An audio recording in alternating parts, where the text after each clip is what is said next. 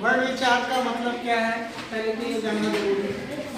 वर्ण जो है हमारी हिंदी भाषा में, जो हमारी हिंदी भाषा है यानी हमारी जो लैंग्वेज है, किसी भी भाषा की बात अगर होती है तो हर भाषा की उत्पत्ति एक ना एक ध्वनि से, एक ना एक अक्षर से जरूर होती है, यानी वर्ड से होती है। तो हिंदी वर्णमाला में जब हम अक्षरों की बात करते हैं, वर्णों की बात करते हैं, तो अक्सर कर आपने देखा होगा, जैसे से पहले भी हमने कल बात की थी कि भाषा की जो उत्पत्ति हुई है, वो भाषा की उत्पत्ति हमारे बोलने के लिए जो हमारी ध्वनियाँ हैं उनकी द्वारा जिससे हम बोलते हैं, तो उन ध्वनियों का हम जैसे इस्तेमाल करते हैं। तो हिंदी भाषा की जो उत्पत्ति है देखा जाए तो लिपि के माध्यम से, यानी जिस तरीके से वर्ण लिखे गए, तो लिखने के ढंग को ही हम लिपि कहते हैं, जिसको हमने कल बात की थी। अब इसमें हमें यह जानने की जरूरत है कि वर्ण जो है किस आधार पे, इनको कैसे हमें समझा जाए कि वर्ण किस प्रकार के होते हैं और उन वर्णों को भी किस तरीके से लिखा जाता है। तो सबसे पहले ये भी जानना जरूरी है कि भाषा में, दुनिया की किसी भी भाषा की अगर बात की जाए, हर भाषा की अपनी कोई ना कोई एक क्या होता है, उसका एक वर्ण होता है, और उसका वर्ण जो होता है उससे मिलकर के ही कोई ना कोई एक शब्द बनता है। और शब्दों के लिखने के सही ढंग के क्रम को ही, इसी के आधार पर ही हम क्या बनाते हैं, वाक्य बनाते हैं। तो इस तरीके से अगर हम बात करें तो यहाँ पे आप थोड़ा ध्यान से देखें, जैसे लिखा है, जब हम आपस में कभी कोई बातचीत करें, किसी भी प्रकार की बातचीत करें, देखते हैं अगर ध्यान से, तो उसमें मुंह से कोई ना कोई क्या निकलती है, आवाज या ध्वनि निकलती है, ऐसे समझ लीजिए। तो ध्वनि अगर हमारे मुंह से निकल रही है तो इन ध्वनियों से ही हमारे क्या बनेंगे, शब्द बनेंगे। तो शब्द जब बने तो पहले ये भी तो जानना जरूरी है कि वो ध्वनि किस प्रकार की थी। जैसे हम उदाहरण के लिए अगर एक शब्द ले लेते हैं, एक शब्द है, मान लेते हैं चीता, ठीक है, आपने एक शब्द सुना चीता। अब चीता शब्द को बनाने में कौन कौन सी ध्वनियों का इस्तेमाल हुआ, ये देखना जरूरी है। ऐसी प्रकार जैसे दूसरा शब्द है जोकर, यहाँ पे तीसरा शब्द है लीची। अगर हम इनकी ध्वनियों को जानना चाहें तो इनको हम क्या करेंगे, थोड़ा सा इनका विभाजन करके देखेंगे। तो पहला विभाजन हमने जैसे चीता शब्द का हमने किया, तो हमने थोड़ा सा गौर करना है और ध्यान से समझना भी है। वर्ड में चीता शब्द में देखिए च एक वर्ड है, च एक वर्ड है। ऐसे इसको हम समझेंगे आगे चल के कि ये कौन सा वर्ड है, पर हम थोड़ा सा इसको अक्षर के आधार पर यानी वर्ण के आधार पर ध्यान दें। तो च इसमें एक वर्ण है और च को हमने विभाजित किया, तो च अपने आप में हमने इसके नीचे क्या लगाया है, हलंत लगाया है। ध्यान से देखें, तो इसका अर्थ यह है कि च के अंदर कोई भी इसमें स्वर शामिल नहीं, अभी ये अपूर्ण है। और साथ ही इसके बाद देखें यहाँ पे धन के बाद ई, बड़ी की मात्रा लगी हुई है। इसका अर्थ क्या है कि च में कोई ना कोई मात्रा शामिल है। तो वो मात्रा कौन सी है, बड़ी की। तो देखिए बड़ी की मात्रा का भी हमने विभाजित कर दिया। दूसरा हम अक्षर अगर देखें तो ता है, ता को भी हमने देखे हलंत के साथ लगा दिया, और इसमें एक ता के बाद में आप ध्यान दें तो एक ध्वनि निकल रही है, कौन सी, ता, यानी आ, बड़े आ का इसमें क्या है, उच्चारण हो रहा है। तो आप खुद से देखें तो च आधा, बड़ी ई और आदता और आ, इस प्रकार आप खुद से गौर करके देखोगे तो ध्यान से आपको 4 ध्वनियां इस शब्द में मिलती है। तो इसका अर्थ ये हुआ कि प्रत्येक शब्द जो भी लिखा जाता है या जो बोला जाता है उसमें कोई ना कोई ध्वनि शामिल है। अब ध्वनियां जो होती हैं उन्हीं के आधार पे हम इनको विभाजित करें। जैसे जोकर को भी हमने विभाजित करा तो उसमें 6 ध्वनियां शामिल हैं। एक शब्द है लीची, लीची में हमने इसको भी विभाजित करके देखा तो इसमें 4 ध्वनियां हैं। तो इससे यह समझ में आया कि कोई भी अक्षर यानी कि वर्ण अपने आप में पूर्ण तभी है जब उसमें कुछ ना कुछ ध्वनियां शामिल है। तो इसकी परिभाषा के तौर पर देखें, ये छोटी से छोटी जो ध्वनियां हैं, छोटी छोटी ध्वनियां हैं। जैसे आप बोलेंगे ल, ई, च, तो इसमें ध्वनि ही निकल रही है, पर इन ध्वनियों में देखा जाए तो इन छोटी छोटी ध्वनियों को ही हम क्या बोलते हैं, वर्ड बोलते हैं। क्या बोलते हैं, वर्ड बोलते हैं, या हम इनको अक्षर कहते हैं। ठीक है, ये सबसे छोटी जो ध्वनियां होती हैं इन्हीं को हम क्या कह सकते हैं, वर्ड कह सकते हैं। परिभाषा के लिए अगर हम देखें, पर एक बात ध्यान रखें, अब आपसे कोई कह सकता है कि क्या आधा ल जो इसमें हलंत लगा है, क्या ये अपने आप में और छोटा हो सकता है?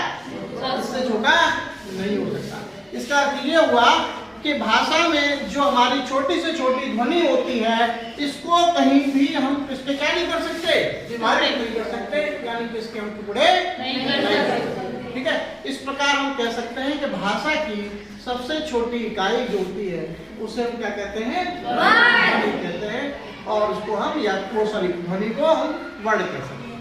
ठीक है, आगे अब वर्णों के प्रकार की अगर जब बात करें तो हमारी हिंदी वर्णमाला में जितने भी वर्ण हैं, ठीक है, उन वर्णों को भी अलग अलग जगह क्या किया गया है? बांटा गया है। तो कुछ इसमें वर्ण इस प्रकार के हैं जिन वर्णों को हम अक्सर कर मुंह से जब बोलते हैं तो उनमें कुछ स्वर शामिल होता है। तो वो स्वर जो शामिल होता है उसे बोलते समय ध्यान से अगर आप गौर करके हर अक्षर को बोल के देखिएगा तो उस अक्षर में कोई ना कोई आपको एक साउंड यानी ध्वनि में उसका उच्चारण पता चलेगा बोलते समय कि वो किस प्रकार बोला जा रहा है, कैसे बोला जा रहा है। जैसे कि अगर हम बोले अ, एक हमने अक्षर लिया अ, तो अ को बोलते समय हमने अपनी ध्वनि को कितना रखा? धीमा रखा। और यहीं पे मैंने बोला आ, तो इसका मतलब उच्चारण हमारा ऊंचा हो गया, ध्वनि हमारी ऊंची हो गई। तो इसी से हमें ध्वनि का क्या पता चल रहा है? उसका आरोह अवरोह पता चल रहा है, यानी उसका उच्च स्तर कितना है और निम्न स्तर कितना है। खैर, अब इसमें थोड़ा सा हम वैसे इतना ही जानेंगे कि वर्णों के आधार पर वर्ण कितने प्रकार के होते हैं। अधिकांशतर आपके सिलेबस में ज्यादातर जो बातें आगे होती हैं वो उतनी बृहद स्तर पे आगे पढ़ाई जाएंगी, पर चूंकि निम्न स्तर पे अगर हम समझें तो हमें ये जानना जरूरी है वर्ण कितने प्रकार के होते हैं? दो प्रकार के। कौन कौन से? स्वर और एक व्यंजन। अच्छा, स्वर से क्या समझते हो? स्वर का क्या मतलब कोई बता सकता है? बताइए, स्वर क्या है? कोई बताए? हाँ, बिल्कुल सही कहा। क्या कहा कि कोई भी जिनको उच्चारण करने में, कोई भी वर्ण को उच्चारण करने में किसी और ध्वनि की आवश्यकता नहीं होती, यानी कि वो अपने आप में ही पूर्ण हो। जैसे अ अपने आप में पूर्ण है, किसी और अक्षर की ध्वनि की शामिल इसमें आवश्यकता नहीं है। इसी प्रकार अ से लेकर के अंगा तक के जो भी अक्षर होते हैं वो सारे के सारे अपने आप में क्या है? स्वर अक्षर है। तो हम इसको पहले थोड़ा कैटेगराइज कर लेते हैं, यानी बांट के देख लेते हैं। तो स्वर की बात करेंगे हम। जैसे तो यहाँ पे एक परिभाषा मैंने लिखी है कि जिन वर्णों का उच्चारण, यानी कि जिन अक्षरों का अगर हम उच्चारण करते हैं तो उनको किसी अन्य वर्ण की सहायता से नहीं बोला जाता। यानी कह सकते हैं कि जिन वर्णों का उच्चारण करते समय किसी अन्य वर्ण की आवश्यकता नहीं होती उन्हें हम क्या कहते हैं? स्वर। क्या कहते हैं? स्वर। तो हिंदी भाषा में मुख्यतः इसमें 11 स्वरों की अभी हमने बात करेंगे, बाकी और स्वरों के बारे में बात करेंगे अभी और भी, पर हम मुख्यतः 11 स्वर की बात करेंगे जिसमें से थोड़ा सा गौर करेंगे तो समझ में आएगा। यहाँ पे आप देख सकते हैं कि जैसे कि ये स्वर की बात कर रहे हैं अ, पहला स्वर कौन सा है? अ। फिर है दूसरा आ, इसी प्रकार इ और ई, फिर उ, रे, ए, ओ। अब आप खुद से सोच के देखो कि कुछ आपको ध्वनियों में, कुछ आपको स्वर अक्षरों को बोलने में क्या करना पड़ा? ज्यादा देर तक बोलना पड़ा या ज्यादा समय लगा बोलते समय। तो एक चीज ये भी समझ में आएगी कि कुछ उच्चारण करते समय हमें वर्णों में ज्यादा ध्वनि मतलब निकालनी पड़ती है, ज्यादा देर तक लगानी पड़ती है और ज्यादा ताकत भी लगानी पड़ती है। तो जैसे आ बोला तो थोड़ी सी कम उसमें हमें समय लगा, और जब हमने बोला आ तो उसमें उच्चारण ज्यादा देर तक करना पड़ा। तो इस प्रकार इसमें स्वर भी कितने प्रकार के होते हैं? 2 प्रकार के। कौन कौन से? ह्रस्व स्वर और दीर्घ स्वर। इससे पहले की क्लासों में मैंने पढ़ाया था। तो ह्रस्व स्वर और दीर्घ स्वर क्या होते हैं ये भी जानना जरूरी है। ह्रस्व स्वर वह स्वर जिनको बोलने में, यानी कि कह सकते हैं दीर्घ स्वरों से कम समय लगता है, उनको हम क्या कहते हैं? ह्रस्व स्वर। यानी दीर्घ स्वर वह स्वर भी होते हैं जैसे कि उनको ह्रस्व स्वर की अपेक्षा बोलने में ज्यादा समय लगता है। कहने का सीधा सीधा बात है कि ह्रस्व स्वर को बोलने में कम समय लगता है और दीर्घ स्वर को उच्चारण करने में ज्यादा समय लगता है और ज्यादा समय के साथ साथ ज्यादा ऊंची आवाज के साथ उनको बोला जाता है। ठीक है, तो इस प्रकार तो हमने ये 11 स्वरों की बात की यहाँ पे। ठीक है, पर एक बात ध्यान से समझ लें, जब भी हम इन स्वरों को बोलते हैं और इन स्वरों की चर्चा करते हैं तो इन वर्णों का जो इन वर्णों की ध्वनियां हैं, यानी कह सकते हैं कि इनकी मात्रा है, इन मात्राओं का ध्वनि जो होती है उनका उपयोग हम किसी न किसी और वर्ण में भी करते हैं उच्चारण में।